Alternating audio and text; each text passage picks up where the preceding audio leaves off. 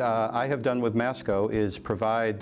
support to the food pantry through the sponsorship of annual food drives, and most recently set up transportation services so that they would be able to augment their delivery of food from the Boston Food Bank, or if they need assistance in some other means, seems to be really important, and trying to marshal the resources that the institutions may have, as well as financial support to provide money for the food pantry to buy food or purchase food. Employees need to live in an area, hopefully, that's in proximity to the medical area, so housing is important.